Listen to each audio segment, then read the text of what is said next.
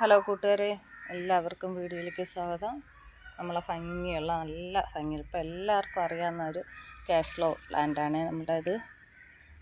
അങ്ങനെ പേര് വരാൻ കാരണം പൂച്ചയുടെ നഖം കണക്കാണ്. ഈ ഓരോ വരുന്ന ലീഫിൻ്റെ അടുത്തും ഇതിങ്ങനെ എന്താ ഇത് ഇങ്ങനെ നമ്മളിങ്ങനെ പിടിക്കുമ്പോൾ തന്നെ ഇങ്ങനെ അള്ളി പിടിക്കും നമ്മളെ കയ്യിൽ. കണ്ട ഇതാ ഇതുപോലെ പൂച്ച നഖം കണക്കാണ് ഇരിക്കുന്നത്. നല്ല ഭംഗിയുള്ളൊരു പ്ലാന്റാണ്. ഇതിൻ്റെ കെയറിങ് ഇത് നടുന്ന രീതിയൊക്കെ ആയിട്ടാണ് ഇന്നത്തെ വീഡിയോ.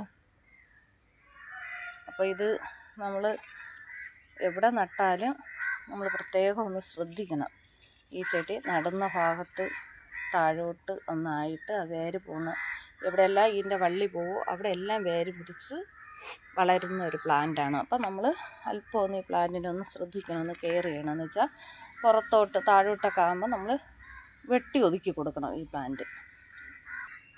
അത് മാത്രം ഒന്ന് ശ്രദ്ധിച്ചാൽ മതി. വേറെ ഒന്നും നമുക്ക് പേടിങ്ങനെ നമ്മളെ കാർ പോർച്ചിൻ്റെ മുകളിൽ നമുക്ക് ഷെയ്ഡായിട്ട് വെയിൽ ഒരുപാടുള്ളിടത്തൊക്കെ അതിൻ്റെ പുറത്തൊക്കെ മുകളിലോട്ടൊക്കെ നമുക്ക് കയറ്റി പടർത്തി കൊടുത്താൽ പന്തൽ കണക്ക് കിടക്കുകയും ചെയ്യും. ഇതുപോലെ ലീഫ് കാണാതെ ഫ്ലവർ വരും. ഇവിടെ ഇപ്പോൾ എത്തി ഫ്ലവർ കുറവാണ്.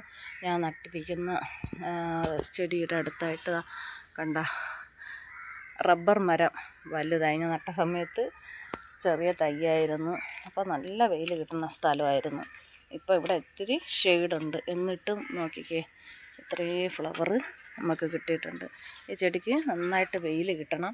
ഈ ചെടിക്ക് ഫ്ലവർ ഇല്ലെങ്കിൽ പോലും ഈ വരുന്ന ലീഫ് ഇങ്ങനെ തെളിര ലീഫ് ഇങ്ങനെ വരുമ്പോൾ ഇത് ഡാർക്കായിട്ടുള്ള പച്ച. അപ്പോൾ ഇത് നമുക്ക് കാണാൻ അതും നല്ലൊരു ഭംഗിയാണ്. പിന്നെ ഈ സമയത്താണ് ശരിക്ക് ഫ്ലവർ ഇടുന്നത്. അല്ലാത്ത സമയത്ത് നമുക്ക് ചില സമയത്തൊക്കെ കുറച്ചൊക്കെ അങ്ങുഞ്ഞ ഫ്ലവർ വന്നിട്ട് അങ്ങ് പോകും. ഇതിന് വെള്ളമൊന്നും നിർബന്ധമില്ല. നമ്മൾ തറയിൽ വെച്ച് കൊടുത്താൽ വലിയ ഒരു പരിചരണവും വേണ്ട. വെള്ളമൊക്കെ വല്ലപ്പോഴും കൊടുത്താൽ മതി. ഒരു വളവും ഇട്ടിട്ടില്ല. DAP ഒക്കെ ഇട്ട് കൊടുത്താൽ ഇതിനേക്കാളും നിറയെ ഫ്ലവർ വരും. ഞാൻ ഒന്നും ചെയ്ത് കൊടുത്തിട്ടില്ല ഇതിന്. ഇതിങ്ങനെ വെറുതെ നട്ട് ഒരു മതിലിങ്ങനെ കയറ്റിയിട്ടേക്കാണ്. നല്ല ഭംഗിയില്ലേ? ഞാൻ പറഞ്ഞില്ലേ, ഇവിടെ വെയിൽ ആണ് ഇതിന് പ്രധാനം. വെയിലുണ്ടെങ്കിൽ ഇതിനെക്കാലം ഇപ്പോൾ വഴിയെ പോകുന്നവരെല്ലാം ഈ പ്ലാന്റ് ഇത് നോക്കി ഇതെവിടെ നിന്ന് ഇത് കണ്ടിട്ടില്ല. ചിലവർക്കൊക്കെ നമ്മളെ ഫോൺ ഉപയോഗിക്കുന്നവർക്ക് യൂട്യൂബൊക്കെ ഉപയോഗിക്കുന്നവർക്ക് കുറേ പേർക്കറിയാം. ചില പേർക്കൊന്നും ഇത് ഏതാണ് പ്ലാന്റ് എന്ന് അറിഞ്ഞുകൂടാ. അപ്പോൾ നല്ല ഭംഗിയുള്ള ഈ പ്ലാന്റ് കൂട്ടുകാരുടെ കയ്യിലൊക്കെ ഉണ്ടെങ്കിൽ ഒന്ന് ശ്രദ്ധിക്കുക. വലിയ തെങ്ങ് പോലുള്ള പൊങ്ങിപ്പോണ മരത്തിലൊന്നും കയറ്റി വിടാതിരിക്കുക. എങ്കിൽ മരത്തിനെ മൊത്തം ഇത് കവർ ചെയ്യും ഈ പ്ലാന്റ്. എന്നിട്ട് ഇവർ മാത്രം അവിടെ വാഴും.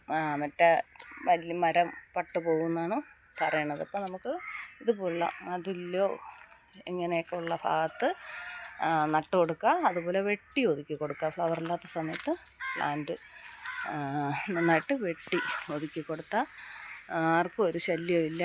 പിന്നെ ഇഴജന്തുക്കളൊന്നും ഈ പ്ലാന്റിൻ്റെ അടുത്ത് പോലും വരില്ല എന്നാണ് പറയണത്.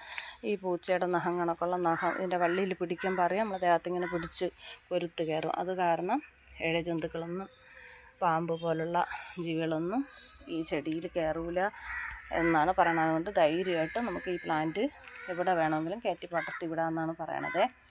കൂട്ടുകാർക്ക് എല്ലാവർക്കും ഇഷ്ടമായ നല്ല മഞ്ഞ സുന്ദരി പച്ചയിൽ മഞ്ഞ പുതച്ച് കിടക്കണം. ഇപ്പോൾ എല്ലായിടത്തും ഇതാണ്, ഈ പ്ലാന്റാണ് ഇപ്പോൾ എല്ലായിടവും ഫ്ലവറായി കിടക്കണത്. കണക്കൊന്ന് കണക്ക് നല്ല ഭംഗിയില്ലേ? ഇത് നമ്മളെ വേറൊരു സുന്ദരി, അത് മഞ്ഞ കളറിൽ അങ്ങനെ നിൽക്കണം. മറ്റേ കൊങ്ങിണി അരിപ്പൂ എന്നൊക്കെ പറയുന്ന പ്ലാന്റ്.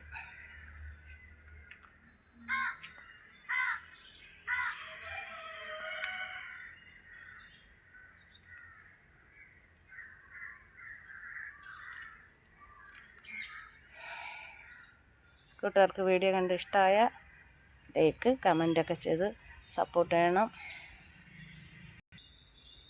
ഒരു കാര്യം പറയാൻ വേണ്ടിയിട്ട് വിട്ടുപോയി. അടുത്ത് നമുക്ക് പുതിയ പ്ലാന്റ് പിടിപ്പിക്കാൻ വേണ്ടിയിട്ട് ഇതിൻ്റെ വള്ളി പോണ ഭാഗത്തുനിന്ന് ഒരു തറയിലൊക്കെ ആണെങ്കിൽ പോലും അതിൽ വേര് വരും. ഇങ്ങനെ ഇവിടെ ഇതുപോലുള്ള മുട്ട് വരണ ഭാഗം ഇങ്ങനത്തത് കട്ട് ചെയ്ത് വെച്ച് കൊടുത്താൽ നമുക്ക് പെട്ടെന്ന് ഈ പ്ലാന്റ് പിടിപ്പിച്ചെടുക്കാൻ പറ്റും. ഏത് കാലാവസ്ഥയിലും ഈ പ്ലാന്റ് പെട്ടെന്ന് പിടിച്ച് കിട്ടും. എല്ലാവരും ലൈക്ക് ചെയ്തൊന്ന് സപ്പോർട്ട് ചെയ്യണേ. ഓക്കേ.